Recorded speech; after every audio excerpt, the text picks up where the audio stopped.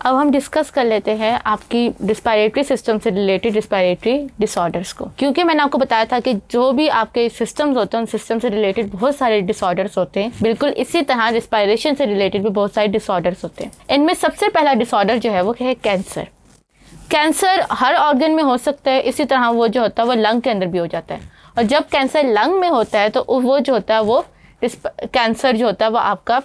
Lung cancer के तौर पे जाना जाता है। अब इसमें ये होता है कि आपके जो एयर सैक्स होते हैं उनके अंदर ट्यूमर्स बन जाते हैं,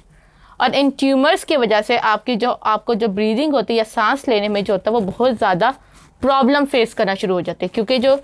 एयर सैक्स होते हैं यहाँ पे आपकी गैसेज एक्सचेंज होती है। अगर वही अपना काम नहीं करेंगे तो जो होता है वो सांस प्रॉपरली नहीं लिया जाता, और उस वजह से जो होता है वो आपके जो लंग्स होते हैं वो डैमेज होते हैं, और एक टाइम ऐसा आता है कि लंग्स जो होते हैं वो काम करना बंद कर देते हैं। कैंसर के जो होते हैं वो बहुत सारे कॉजेज़ होते हैं, लेकिन लंग कैंसर के अंदर एयर पोल्यूशन और स्मोकिंग मेन रीजंस होती हैं। उसके बाद हमारे पास जो दूसरी डिजीज़ है related to the respiratory system वो आपकी ट्यूबरक्लोसिस है। पाकिस्तान जो है वो उसमें ट्यूबरक्लोसिस जो है वो बहुत ज़्यादा कॉमन डिजीज़ है, और इसके अंदर जो होता है वो आपके लंग्स बुरी तरह से डैमेज होते हैं because of the bacteria that is the Mycobacterium tuberculosis. और इस बैक्टीरिया की वजह से जो होता है वो आपके लंग्स के जो होते हैं वो एयर सैक्स उनको डैमेज कर देते हैं, उन्हें डिस्ट्रॉय करने की वजह से लीकेज करते हैं, और लीकेज की वजह से जो आपका जो एयर गैसेस एक्सचेंज होते हैं वो नहीं होती, और उस वजह से जो होता है वो आपकी जो ब्रोंक्यूल्स और आपका जो जब आप खांसते हैं, जो पेशेंट खांसते हैं तो उनके पेशेंट के खांसने में जो होता है वो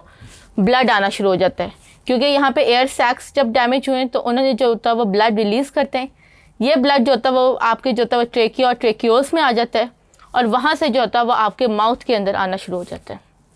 तो इसके कॉमन सिम्टम्स में जो होता है वो फीवर, कफिंग, चेस्ट पेन, और आपको ऐसी खांसी है ड्राई खांसी जिसके अंदर ब्लड आए, तो ये सबसे बड़ा सिम्टम होता है आपकी ट्यूबरक्लोसिस का। फिर आपको जो होता है वो फटीग होना शुरू हो जाती है। तो इसकी प्रिवेंशन में क्योंकि पाकिस्तान के अंदर ये डिज़ीज़ बहुत ज़्यादा है तो इसकी दो मेन रीजंस हैं। नंबर 1, अगर आपकी जो है वो न्यूट्रिशन का प्रॉपरली डाइट का अगर आप ख्याल ना रखें, मैल न्यूट्रिशन हो, फिर अगर आपकी प्रॉपर सैनिटरी कंडीशन यानी कि हाइजीनिक कंडीशन प्रॉपरली फॉलो ना करें, उस वजह से भी जो होता है वो आपके ट्यूबरक्लोसिस या इस बैक्टीरिया की इनहेलेशन के थ्रू लंग्स में जाने की चांसेस होते हैं। और दूसरी बात ये कि जो टीबी का पेशेंट होता है अगर आप उसके पास बैठें तो जब वो खांसे तो उसके खांसी से जो जरासीम होते हैं वो आपके लंग्स में चले जाएं तो आप भी जो होता है वो टीबी की बीमारी का शिकार हो सकते हैं। तो इसका इलाज जो होता है वो बहुत ज़्यादा आसान होता है। अगर आप 8 मंथ्स की मेडिकेशन फॉलो करें तो आप जो होता है इस बीमारी से इजीली निजात हासिल कर सकते हैं। उसके बाद हमारे पास जो डिज़ीज़ है वो है एज़मा। हमारे आसपास किसी ना किसी को जो होता है वो एज़मा होता है। एज़मा में क्या होता है कि आपकी जो ब्रोंक्यूल्स होती हैं वो जो होता है वो स्वेलिंग की वजह से क्लोज़ हो जाती है, जिसकी वजह से जो सांस होता है या जो एयर होती है वो आपकी एयर सैक्स में नहीं जाती, और आपको जो होता है वो शॉर्टनेस ऑफ ब्रीथ का जो होता है वो प्रॉब्लम होना शुरू हो जाता है। तो एज़मा बेसिकली एलर्जिक रिएक्शन होता है जो कि आपकी ब्रोंक्यूल्स को क्लोज़ कर देता है, और जो एयर होती है वो आपकी एयर सैक्स में पहुंच नहीं पाती। तो ये एलर्जिक रिएक्शन जो होता है वो पोलन से भी हो सकता है, स्पोर से हो सकता है, कोल्ड से होता है, ह्यूमिडिटी से होता है, और समटाइम डस्ट पोल्यूशन से भी जो होता है ये एज़मा हो सकता है।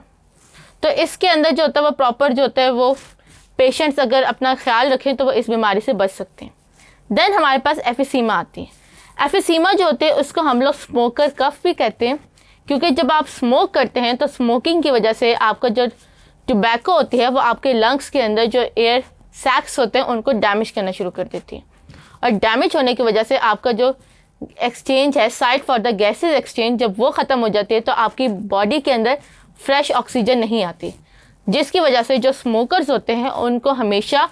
खांसी रहती है, और उनको हमेशा जो होता है उनकी बॉडी के अंदर जो होता है वो फ्रेश ऑक्सीजन नहीं आती। तो इस तरह जो होता है ये चारों डिजीज़ जो होते हैं ये आपकी रिस्पायरेटरी सिस्टम से रिलेटेड हैं, और ये आपकी रिस्पायरेटरी सिस्टम को डैमेज कर सकते हैं।